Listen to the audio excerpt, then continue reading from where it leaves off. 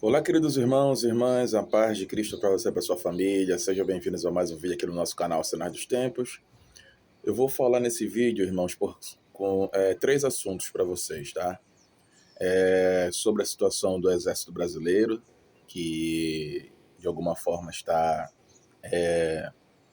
calado, ausente com toda essa situação aí militar, né, americana. Vou falar também sobre toda essa importância, ou todas essas ações, na verdade, todas essas ações do Trump pelo mundo, de busca da paz, né? E também vou falar sobre uma situação mais espiritual, certo? Que é como um cristão deve, deve se portar nesta vida enquanto viver toda essa situação, não só política, geopolítica, social, familiar, né? Como é que o cristão aí deve se portar em relação a isso que estamos vivendo, né? Essa é uma opinião minha e é o que eu vivo, e aí você tire suas conclusões. Então vamos lá. Primeiramente eu quero falar para vocês que estou ausente do canal por motivos de trabalho, tá? Graças a Deus a gente está com muito trabalho em relação ao nosso curso, tá? Eu sou professor de física, estou como professora de matemática, estamos expandindo aí pelo Brasil todo, né? Muitos alunos de todos os lugares pegando aula conosco, né? De física e matemática. Em breve teremos outros professores, tá? E, e aí eu estou com muito trabalho para poder fazer, para poder realizar aulas, preparar aulas, dar aula, né? E sobra pouco tempo para poder fazer vídeos, certo? Mas isso não me tira, tá? A responsabilidade que todo aquele que realmente conheceu Yeshua, de verdade mesmo, não tira essa responsabilidade de eu ser o sal desta terra e luz para esse mundo, tá? Alguns dias atrás, um ente familiar nosso faleceu, já tinha uma idade, 73, 74 anos, e, enfim, a gente ainda está meio que organizando o que ele deixou, né? Ainda está um pouco complicado, mas nesses momentos que a gente tem que mostrar toda a nossa, a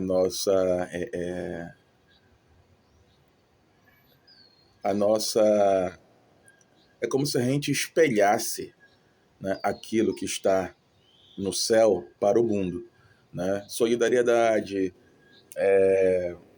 prestação de favor, né? Favor não, mas de ações concretas, né? Para poder amenizar toda a situação, né, que a família vive.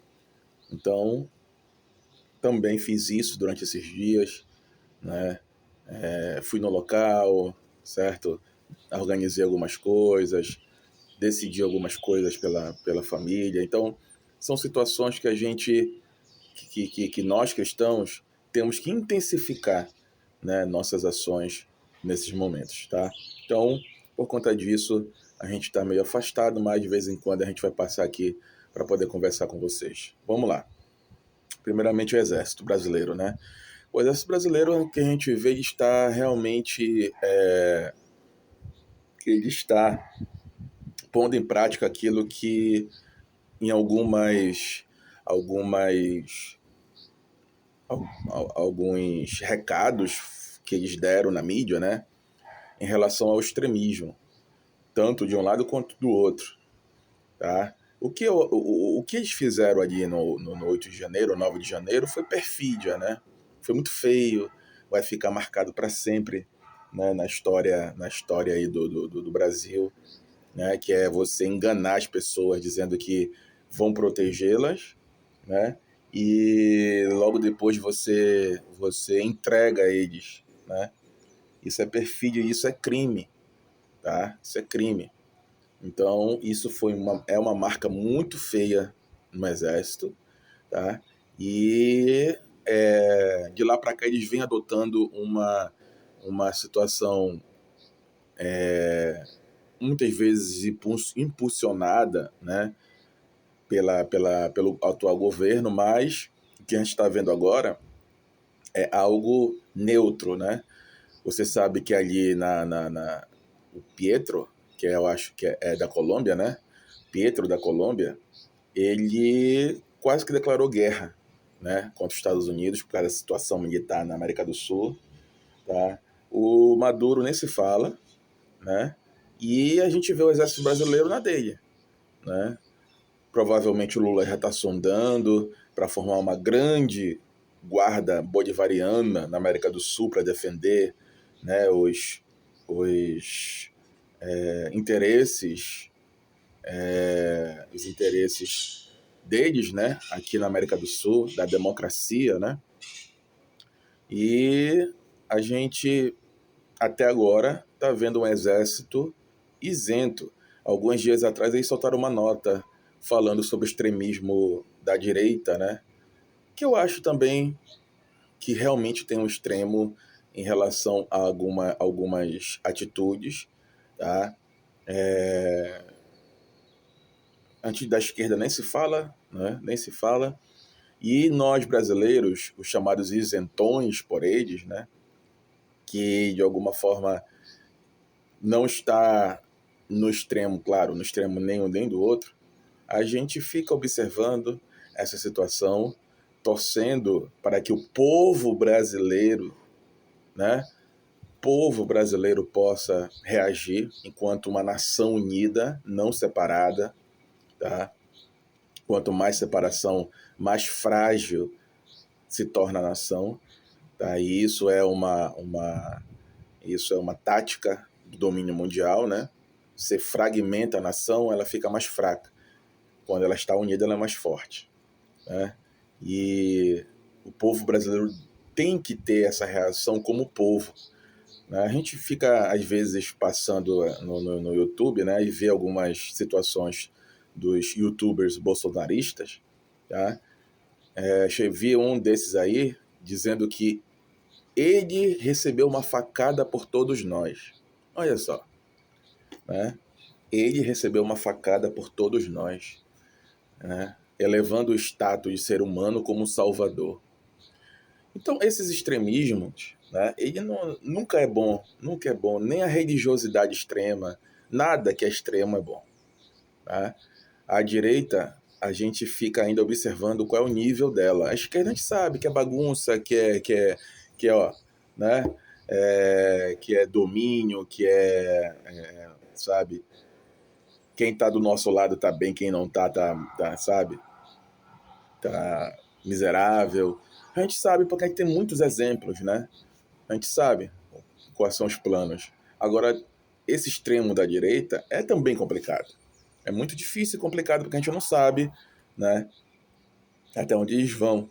Se aquelas situações de colocar tanque, bomba em tanque de combustível, eu acho, perto do aeroporto, lá no final do ano de 2022, e outras situações for verdade, né, é algo temerário, certo? É algo temerário, é algo que mostra pra gente que a gente não sabe qual é o nível, né? O nível que esse povo tem de extremismo, entende? Então, é algo que a gente tem que ficar de olho e todo extremo é ruim, tá? Então, o exército aos meus olhos, apesar dessa perfídia ridícula, né, desta situação terrível que eles fizeram, e que provavelmente caiu a ficha depois que muitos militares estão, né, pagando também pela aquela ação, estão aí até agora neutros, né? A minha visão é que eles não vão, certo, levantar a bandeira da esquerda no sentido de entrar nesse jogo de unir forças com outras nações aqui da América do Sul, tá? Eles vão ficar na deles, isentos, certo? Provavelmente os Estados Unidos possam até usar algumas bases aqui para poder, enfim, né, na marra mesmo. Aí o Lula vai ter que engolir a seco, tá? E, enfim, vamos ver, vamos aguardar. Mas o que chama atenção é que realmente o exército brasileiro ele ele está até agora batendo o pé, né? E o Lula não entrou nessa narrativa de defender a América do Sul dos americanos, tá? Vamos aguardar. Sobre a situação do Trump, né? O Trump como salvador do mundo, né? O mundo aí está por uma calmaria, pelo menos momentânea, né? O Putin foi lá conversar com, com o Trump lá no Alasca, né? Tiveram algumas conversas lá, mas precisa do aval ali do Zelensky. Mas o que a gente percebe é que o Trump está assim, em busca de ter esse reconhecimento do pacificador mundial, né? Muito parecido com aquilo que a gente esperava ou espera do anti-messias, do anticristo, né? Uma pessoa pacificadora, também, mas contudo, todavia, sempre pronta para guerrear, se precisar, né? E acabar com seus inimigos, defensora de Israel, né? Elevando Israel a um status de grande nação através dos acordos de Abraão, porque foi ele que assinou, né? Ele que é o chefe, apesar do Jarad, né, ter sido aí o arquiteto, né? Mas a gente vê Trump realmente seguindo os caminhos daquilo que os judeus aguardam, porém, contudo, todavia, ele não é judeu, né? Que é o ponto fundamental em toda essa história, né? Ele não é judeu, ele não nasceu de uma judia, né? Ele não é filho de algum pai, né? Obviamente, descendente de alguma tribo, né? Então são esses empecilhos que faz com que a gente observe e não tenha conclusões definitivas. Porém, ele sim está, talvez até mais do que o Jared Kushner, certo?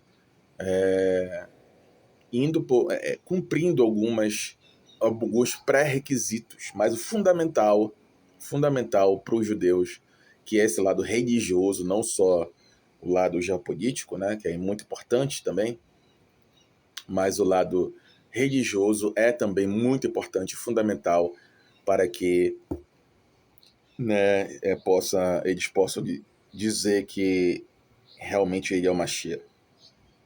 Tem que nascer do ventre judeu e, claro, né, ser filho de alguém, de algum judeu da linhagem de alguma tribo, né? E especialmente ali da tribo de Davi, né? Então, todos esses pré-requisitos eles têm que ser aí encaixados. Por isso que é difícil, né? Já são aí milhares de anos aguardando, né, esse momento. Porém, o terceiro templo ali realmente está encaminhando, né? Vi uma reportagem ali no site, não sei se é o Estudo do Templo, acho que não, mas que estão fazendo já placas, né, encaminhando as pessoas para o terceiro templo.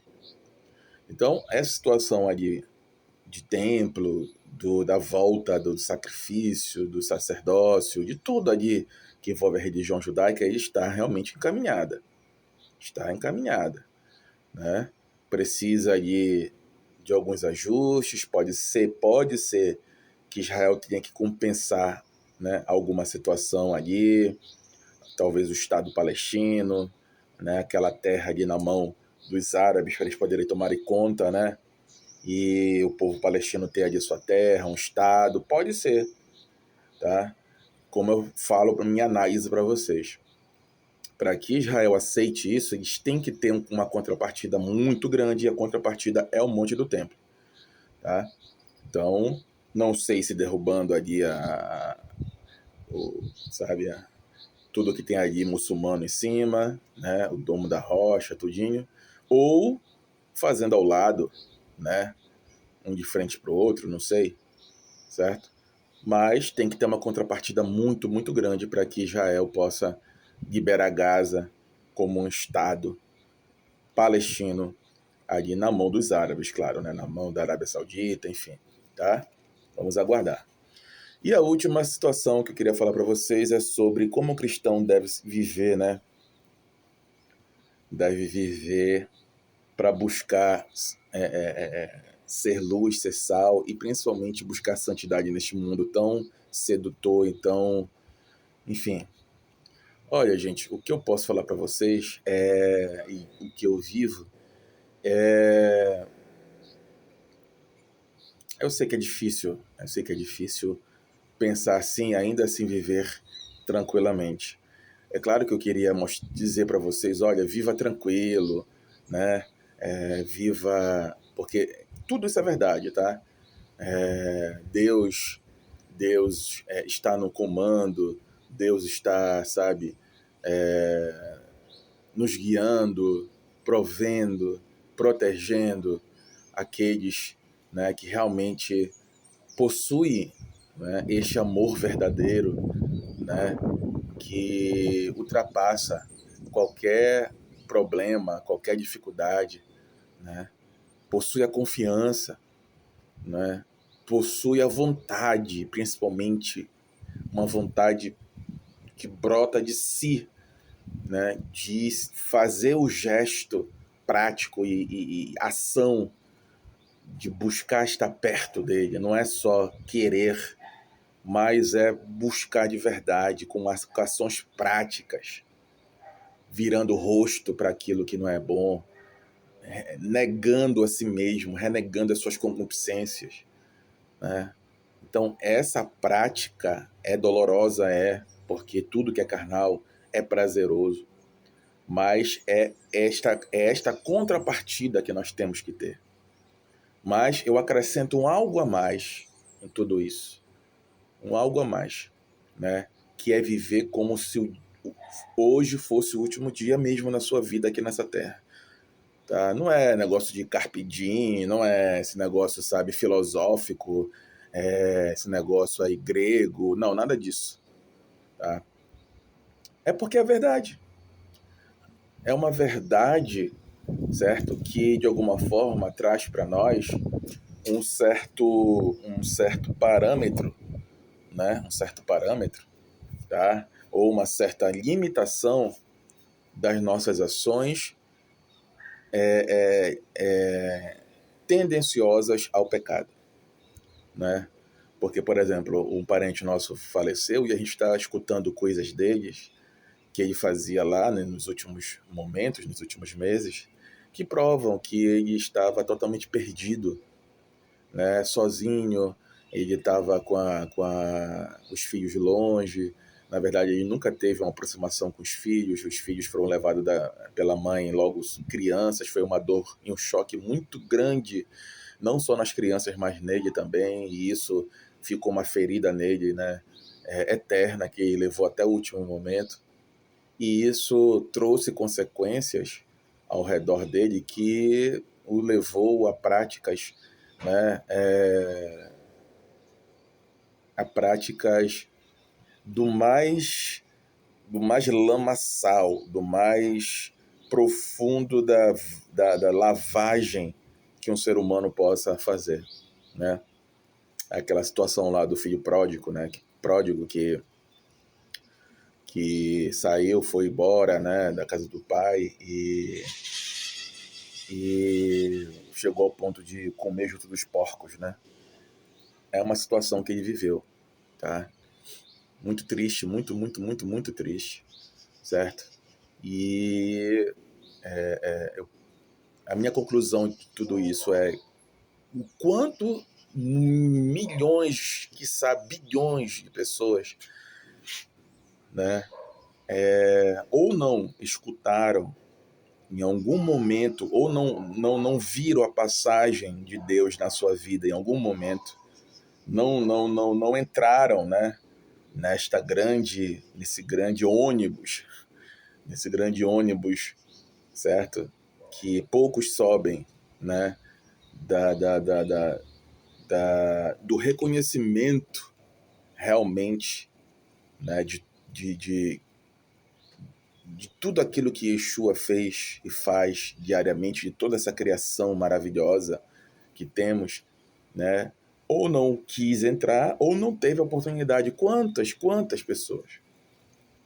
Quantas pessoas? Imagina você que está me escutando, né?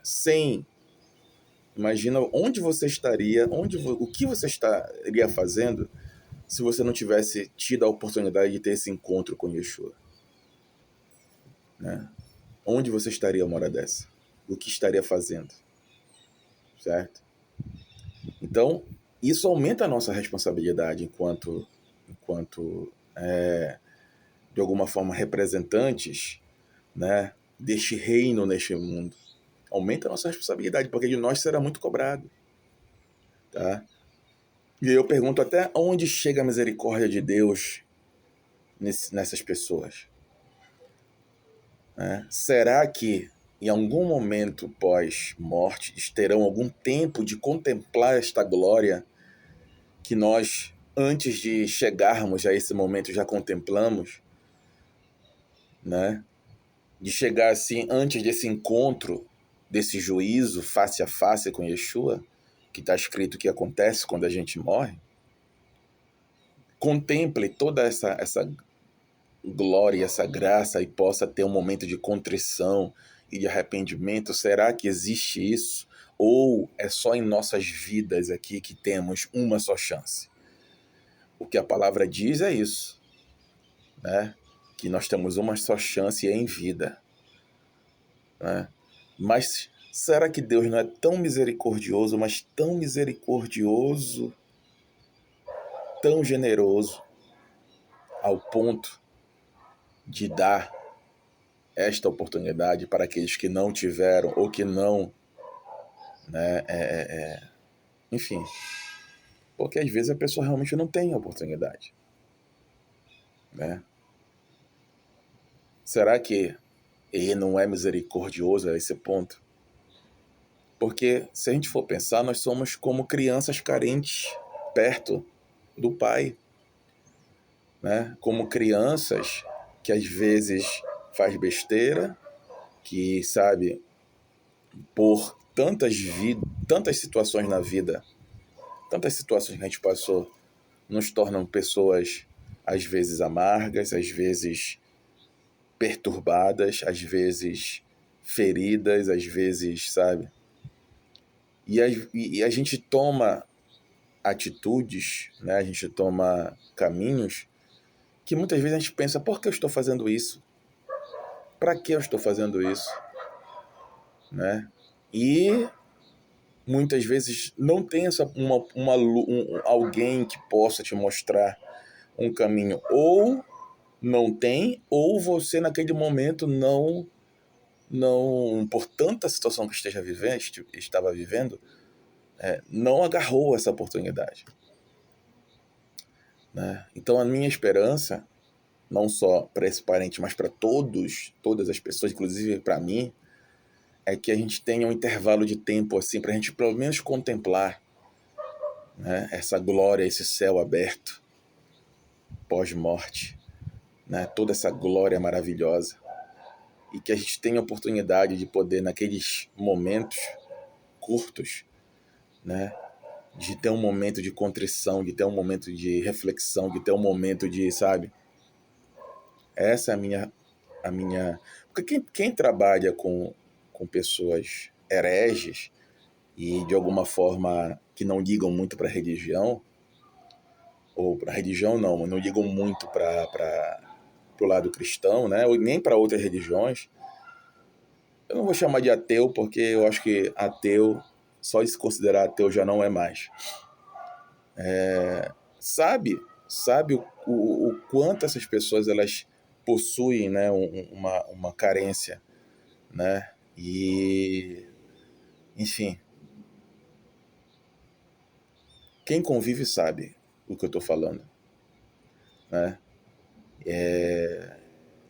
E aí a gente fica com o coração esperançoso, né? Esperançoso de que eles possam ter alguma oportunidade. Alguma oportunidade. É muito difícil depois de você ter 50, 60 anos, né? De você... Claro que o Espírito Santo sopra onde ele quer, e é ele que convence, não somos nós. A gente pode mostrar o caminho, mas quem convence é o Espírito Santo. mas com o coração tão cheio e tão, sabe, de tantas situações, é difícil para nós, né, insistirmos. Né? Eu não costumo insistir, eu costumo esperar uma oportunidade. Né? E na minha família tem, do lado da minha esposa, né, tem muitos assim, que eu espero uma oportunidade para poder falar. Né? E ali abrir uma porta para que a flecha entre. Eu acho que eu já toquei nesses 15, 16 anos que eu estou com ela, de namoro e casado, né? Eu acho que eu já consegui tocar alguns corações. Né? Mas eu não, né? Eu só abri a porta, certo? Difícil, difícil, difícil. Mas é essa situação, gente. Será que a gente tem uma oportunidade de contemplar essa glória e podermos ter essa contrição e esse arrependimento? Será? Biblicamente não há espaço para isso. Mas quem trabalha e quem conversa muito com ateu, ou com hereges, ou com aqueles que não estão nem aí para esse lado espiritual, né, sabe que muitas vezes são muitas dores, né, muitas influências negativas, até de própria religião, como por exemplo dentro da minha família, a minha esposa e os irmãos adolescentes viram supostamente um padre na hora da extrema-unção, ou enfim, do velório da avó, dentro da Bíblia como uma revista de mulher pelada, né, supostamente. Então todas essas situações elas vão contribuindo, né? Então, irmãos, é isso. Né? A gente fica sempre nessa reflexão de vivermos a vida, né, realmente como se nós não tivéssemos tanto tempo assim, né? E tendo a noção de que nós somos esses representantes que tivemos a oportunidade de conhecer já nesta terra toda essa maravilha e essa glória. E que nós temos o dever de sermos realmente, de fato, né, esse sal e essa luz para esse mundo. Tá? Então é isso. É isso que eu ia falar para vocês hoje. Muito obrigado pela sua presença. Deus abençoe. Até a próxima. Tchau, tchau.